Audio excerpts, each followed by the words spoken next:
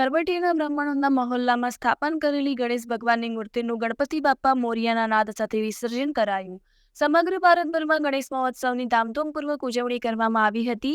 10 દિવસમાં અલગ અલગ દિવસે ભગવાન ગણેશજીની મૂર્તિઓનું વિસર્જન કરવામાં આવેલ હતું. જ્યાં કરવટીના બ્રાહ્મણોના મહોલ્લામાં સ્થાપન કરેલ ભગવાન ગણેશજીની પૂજા અને આરતી કરી મૂર્તિનું ઘર આંગણે જ વિસર્જન કરવામાં આવ્યું હતું.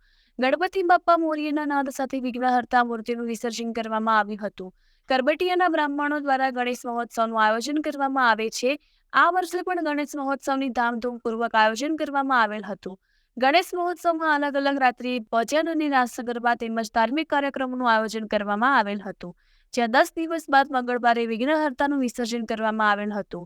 વિસર્જન દરમિયાન આવેલા ભાવિક ભક્તોએ ગણપતિ બાપ્પા મોરિયાના નાદ સાથે બાપાનું વિસર્જન કરવામાં આવેલ હતું.